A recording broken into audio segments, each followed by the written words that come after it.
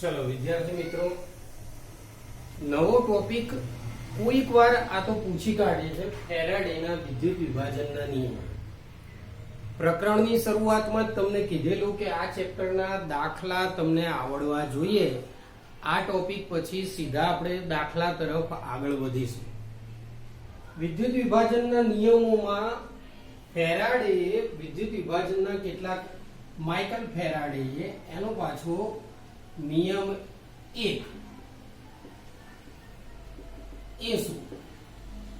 તો આકૃતિમાં થોડો સમજી લઈએ કે દાખલા તરીકે આ આકૃતિ, અહીંયા કોઈ પણ દ્રાવણ, દાખલા તરીકે NaCl, અહીંયા બે ધ્રુવ, અહીંયા બેટરી. હવે આપણે વિદ્યુત વિભાજન બધું શીખી ગયા. એમાં એવું આવતું હતું કે એનોડ ઉપર ફલાણું જમા થાય, કેથોડ ઉપર જમા થાય. દાખલા તરીકે NaCl માં સોડિયમ ધાતુ જમા થતી હોય તો કેટલી જમા થશે? તો એનો આધાર અહીંયા તમે શું જોડો છો? અહીંયા બેટરી જોડવામાં આવે. બેટરીમાંથી શું પસાર થાય? વિદ્યુત પ્રવાહ, વિદ્યુતનો જથ્થો. તો એ વિદ્યુતના જથ્થા ઉપર આધારિત હોય. દાખલા તરીકે 10 મિનિટ વિદ્યુતનો જથ્થો પસાર કર્યો તો સોડિયમ ધાતુ એટલી જમા થાય. 20 મિનિટ પસાર કરો તો 20 મિનિટ જેટલી થાય. એમ જુદો જુદો પ્રવાહ પસાર કરો, જેટલો પ્રવાહ એટલો વિદ્યુતનો જથ્થો, અને એ પ્રમાણે તમને અહીંયા નિપજો અથવા ધાતુનો જથ્થો મળશે.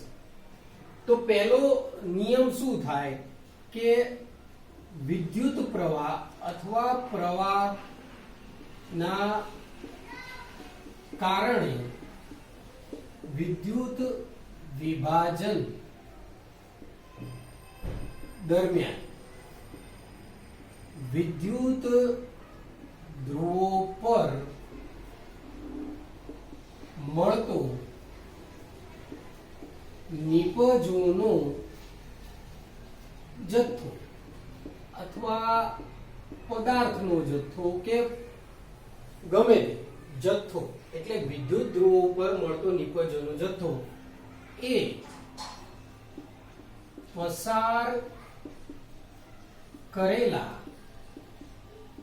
વિદ્યુત જથ્થાને સમપ્રમાણમાં હોય અથવા એના ઉપર આધાર રાખે. આ પહેલો નિયમ થાય. એટલે ટૂંકમાં પહેલો અને સહેલો, જેટલો વિદ્યુત પ્રવાહ વધારે એટલો સામે નિપજોનો જથ્થો વધારે. આ નિયમ થાય. આમાં કઈ બીજું છે નહીં, સિમ્પલ જ છે એકદમ.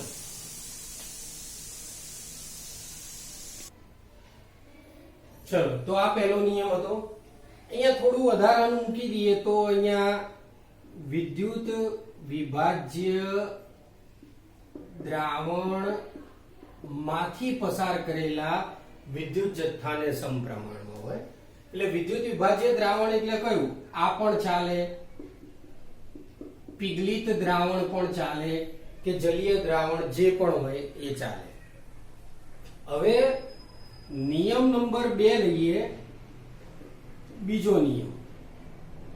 બીજા નિયમમાં એવું કે પાત્ર માની લો એક લીધું, એમાં બેટરી મૂકી, પણ અહીંયા સોડિયમ ધાતુ, બીજું પાત્ર મેગ્નેશિયમ, ત્રીજું પાત્ર એલ્યુમિનિયમ. તો હવે ત્રણેયમાં બેટરી ધ્રુવો બધું જ સરખું. એટલે કે વિદ્યુત વિભાજન દરમિયાન જે આપણે વિદ્યુતનો જથ્થો આપીશું એક સરખો હોય. પણ અહીંયા પદાર્થો, એટલે કે આ પદાર્થો જે લેવામાં આવે એ પદાર્થો બધા જુદા જુદા હોય. સોડિયમ વિદ્યુતનો જથ્થો એટલે બેટરીમાંથી વિદ્યુત પ્રવાહ માની લો કે 25 એમ્પિયર આવતો હોય તો પછી બધે 25 એમ્પિયર જ. પણ આમાં NaCl નું દ્રાવણ હોય, આમાં MgCl હોય, આમાં AlCl3 હોય, એ રીતે 3 ભાગ પડ્યા હોય. તો હવે જે વિદ્યુતનો જથ્થો મળશે ધ્રુવો ઉપર કે કેથોડ ઉપર કે ગમે ત્યાં, એ જથ્થો આ ધાતુના વિદ્યુત રાસાયણિક તુલ્યાંકના સમપ્રમાણમાં હોય. હવે વિદ્યુત રાસાયણિક તુલ્યાંક એટલે શું? તો વિદ્યુત રાસાયણિક તુલ્યાંક એટલે જે તે ધાતુનું પરમાણુ દળ ભાગ્યા રિડક્શન માટે જરૂરી ઇલેક્ટ્રોન. જેમ કે સોડિયમના રિડક્શન માટે જરૂરી ઇલેક્ટ્રોન કેટલા? 1. એવું ખબર કઈ રીતે પડે? Na પ્લસ હોય એટલે. મેગ્નેશિયમ માટે કેટલા? 2. અને એલ્યુમિનિયમ માટે કેટલા? 3. તો આ સિમ્પલ વસ્તુ છે. તો નિયમ 2 અહીંયા લખીએ. જો એક સમાન વિદ્યુતના જથ્થો પસાર કરતા જુદા જુદા વિદ્યુત વિભાજ્ય દ્રાવણમાં મળતો નિપજોનો જથ્થો એ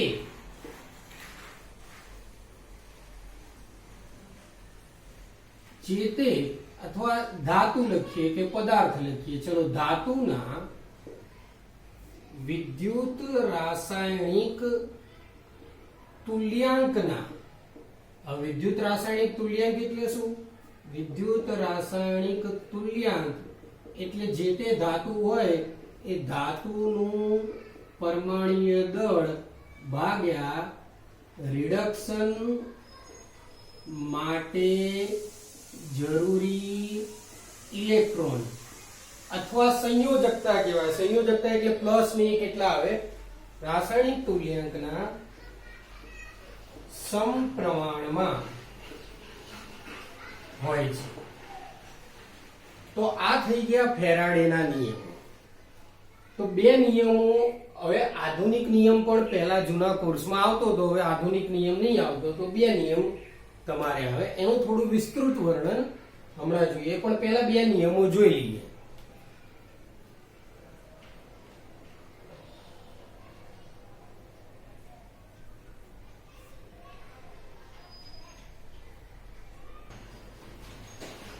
ચલો વિદ્યાર્થી મિત્રો, હવે ફેરાડેના નિયમમાં અથવા ફેરાડેના સમયમાં અચળ પ્રવાહ એટલે દાખલા તરીકે અહીંયા બેટરીમાંથી વિદ્યુત પ્રવાહ પસાર કરવો હોય તો અચળ બાહ્ય પ્રવાહ કે જેનું મૂલ્ય બદલાય નહીં એવો સ્ત્રોત કંઈક પ્રાપ્ય નહોતો અથવા એવા સાધનોનો વિકાસ નહોતો થયો.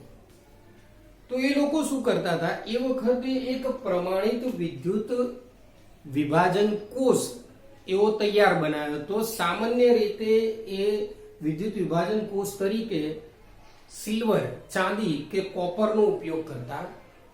કઈ રીતે કરતા? તો કોષ બનાવી દે, પછી સિલ્વર કે કોપર કેટલું નિક્ષેપિત થયું અથવા કેટલું વપરાયું. દાખલા તરીકે અહીંયા વિચાર કરો કે સોડિયમ ધાતુ અને 2 બાજુ સોડિયમ હોય, 2 બાજુ કોપર હોય, એવું પણ આગળ શીખવાડી દીધું છે. તો એ કેટલું વપરાયું અથવા કેટલું નિક્ષેપિત થયું, જમા થયું, એના આધારે વિદ્યુતના જથ્થાની ગણતરી કરતા. પણ હવે અચળ બાહ્ય સ્ત્રોત પ્રાપ્ય છે એટલે વિદ્યુત પ્રવાહ અચળ બહારનો મેળવી શકાય છે. તો હવે તમારે ગણતરી કરવી હોય વિદ્યુતના જથ્થાની, તો વિદ્યુતના જથ્થાનું સૂત્ર ફિઝિક્સમાં તમારે આવી ગયું હશે. એકદમ સિમ્પલ સૂત્ર શું? Q is equal to I ગુણ્યા T. તો આ થાય. Q નો એકમ ખબર જ હશે. Q બરાબર શું થાય? Q ને શું કહેવાય? Q ને વીજભારનો જથ્થો કહેવાય. Q નો એકમ થાય કુલંબ થાય. કુલંબ અને આ ફેરાડે નિયમ ફેરાડે આપ્યો હતો એટલે કુલંબ અને ફેરાડેનો સંબંધ જાણવો જરૂરી છે.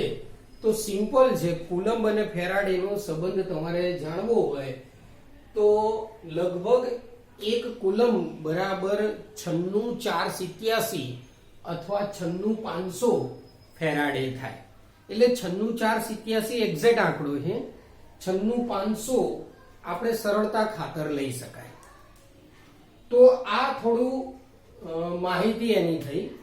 કદાચ ફેરાડેના નિયમો લખો અને સમજાવો તો આ પાછળ જે આપણે કીધું કે ભાઈ અચળ બાહ્ય સ્ત્રોત પ્રાપ્ય નતો આ તે એ ના લખો તો ચાલે, સીધું આટલું લખો કે ભાઈ અચળ બાહ્ય સ્ત્રોત વિદ્યુત પ્રવાહનો પ્રાપ્ત થાય તો સૂત્ર શું થાય? સૂત્ર થાય Q = I2 થાય.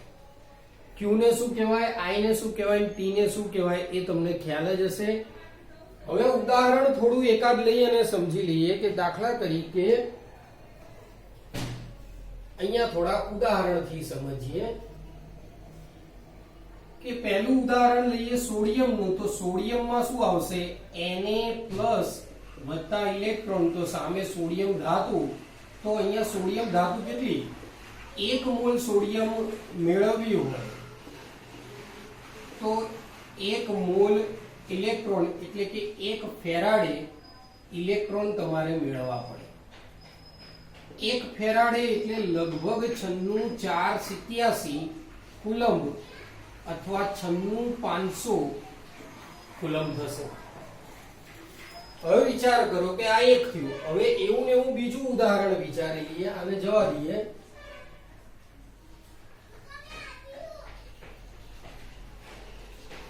બીજું ઉદાહરણ લઈએ તો મેગ્નેશિયમ Mg2+ +2 ઇલેક્ટ્રોન Mg. હવે 1 મોલ તમારે Mg મેળવવા હોય તો 2 મોલ ઇલેક્ટ્રોન એટલે કે 2 ફેરાડે ઇલેક્ટ્રોન જોઈએ. એ જ રીતે ત્રીજું ઉદાહરણ લઈએ એલ્યુમિનિયમ. તો aluminium 3+ electron aluminium, 1 mall aluminium મેળવવા હોય તો 3 મોલ ઇલેક્ટ્રોન 3 ફેરાડે ઇલેક્ટ્રોન જોઈએ. તો દરેકમાં જો સોડિયમ 1 મોલ મેળવવા હોય તો 1 જ જોઈએ, પણ મેગ્નેશિયમ 1 મોલ લેવા હોય તો 2 જોઈએ, એલ્યુમિનિયમ 1 મોલ લેવા હોય તો 3 જોઈએ.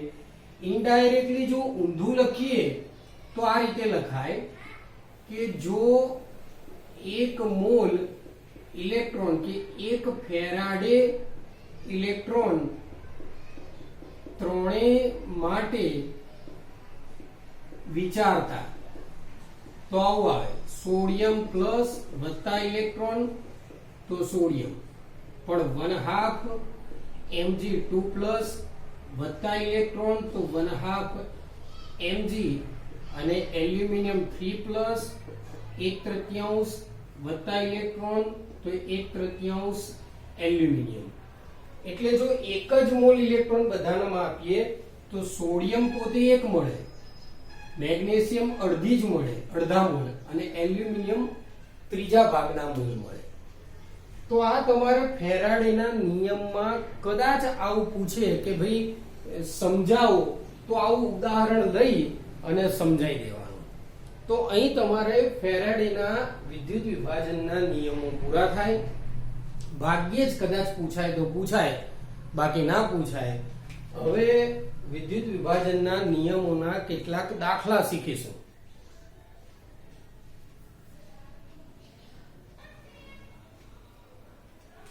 ચલો હવે આના આઈએમપી દાખલા એમસીક્યુ માટે, વીએસક્યુ કે મોટા કોઈ પણ દાખલા માટે થોડાક સૂત્રો શીખી લઈએ. જો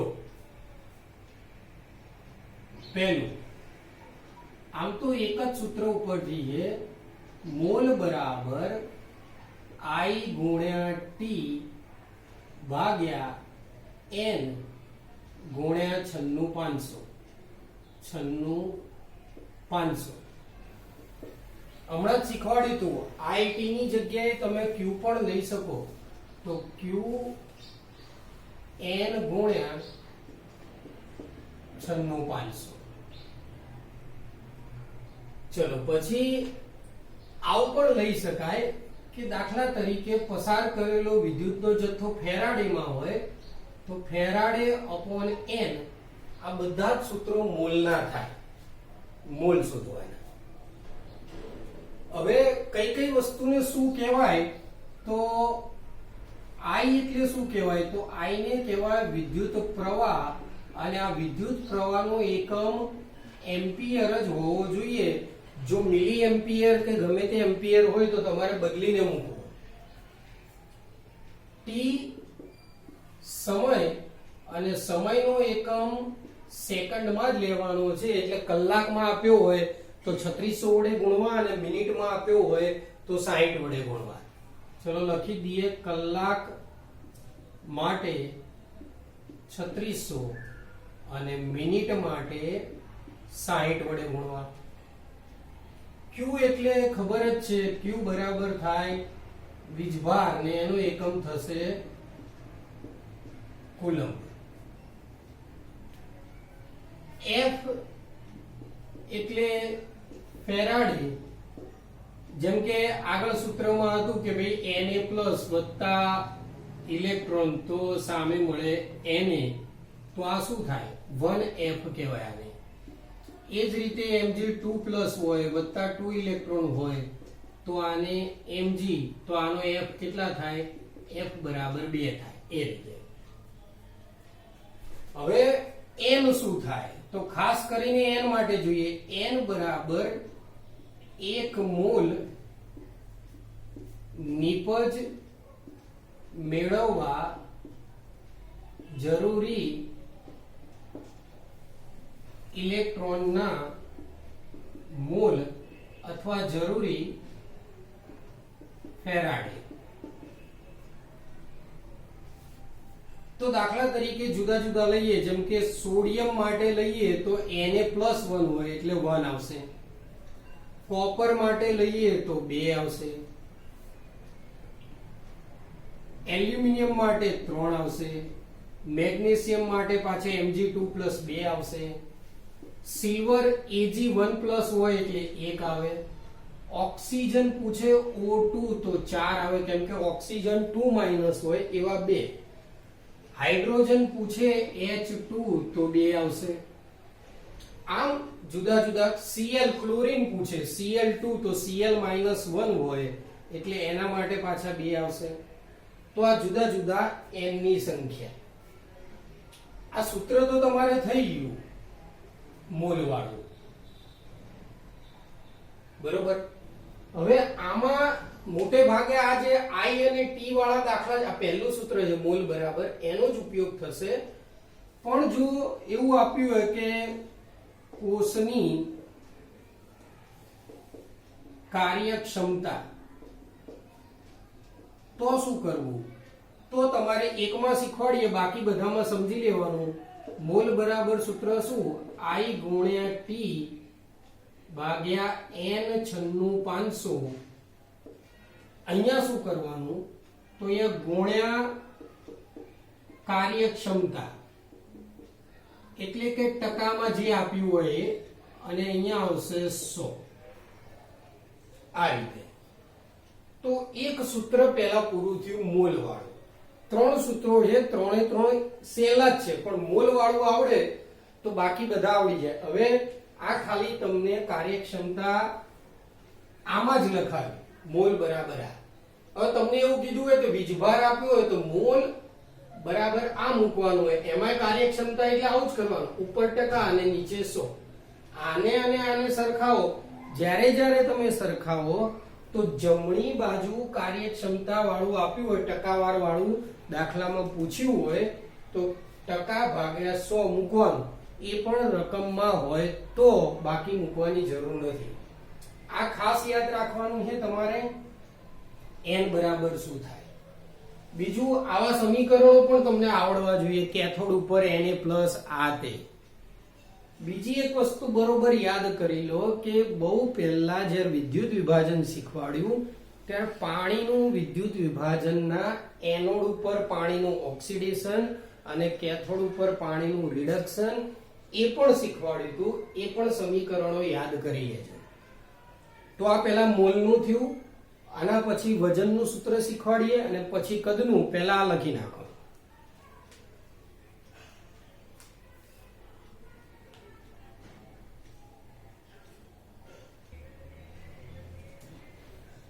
ચલો હવે વજનનું સૂત્ર શીખીએ. મોલનું તો તમે શીખી ગયા, આને એમને એમ જ રાખીએ, બાકી બધું ઉડાડી વાળીએ.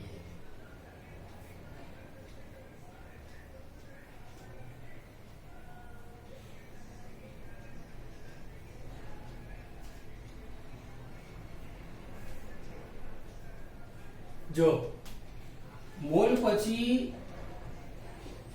વજન એટલે કે દળ એ પણ ગ્રામમાં મળશે તો સૂત્ર શું?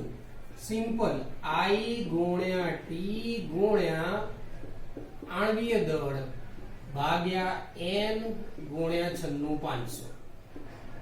એટલે બીજું કઈ ફરક ના આવ્યો. આ સૂત્રમાં વધારાનું શું આવ્યું? આ બાજુ આણ્વીય દળ. તો તમારે આમાં લખવું હોય તો શું આવશે? આણ્વીય દળ. ને આમાં લખવું હોય તો એ આણ્વીય દળ એ રીતે આવશે. આમાં પણ વજનવાળા સૂત્રમાં પણ ટકાવારી આપી હોય તો અહીંયા લખીએ કે દળ બરાબર શું થશે? I ગુણ્યા T ગુણ્યા આણ્વીય દળ ગુણ્યા જે તે કાર્યક્ષમતા આપી હોય કાર્યક્ષમતા ટકામાં અહીંયા શું આવશે? N ગુણ્યા 96500 ગુણ્યા 100. તો આ વજનનું સૂત્ર થશે. કદ માત્ર વાયુ માટે હશે અને કદ મળશે તમને લીટરમાં. એનું સૂત્ર શું થાય? તો જો IT R અને T અહીંયા N 96500 ગુણ્યા P આ રીતે થશે. હવે વધારાના પદ આમાં કયા આયા? જેમ આમાં વધારાનું શું આવ્યું હતું? મૂળ પછી બાજુમાં આણ્વીય દળ આવ્યું હતું એમ આમાં R T અને P. અહીંયા R બરાબર શું થાય? તો R બરાબર થશે વાયુ અચળાંક એની કિંમત લેવાની આવે 0.08314.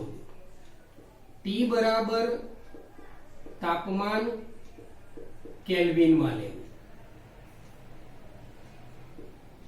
ચલો P દબાણ એ 12 માં લેવું. તો આ રીતે એના મૂલ્યો થશે. વાયુ અચળાંકમાં ઘણીવાર એવું આપ્યું હોય કે ઘણીવાર આવા શબ્દો વાપર્યા હોય આદર્શ વાયુ તો 0.082 આવું લો તો ચાલે, પણ એવું ભાગ્યે જ કોક આવશે ત્યારે આપણે શીખવાડીશું. આમાં પણ કાર્યક્ષમતા વાળો પૂછાય તો શું આવે? કદ અહીંયા વાયુનું તો શું આવશે? IT RT. અહીંયા શું આવે? કાર્યક્ષમતા. નીચે શું થશે? N 96500 ગુણ્યા P. તો આ રીતે ટોટલ સૂત્રો થાય મોલ, વજન અને કદ. આના લગભગ 5-6 દાખલા તમને 5-6 નહીં પણ કદાચ 10 દાખલા શીખવાડીશું. શોર્ટકટ રીત આ તે બધું જ કેવી રીતે ગણવો એ બધું જ. તો આ સૂત્રો લખી દો, ત્યારબાદ હવે દાખલાની પ્રેક્ટિસ કરીએ.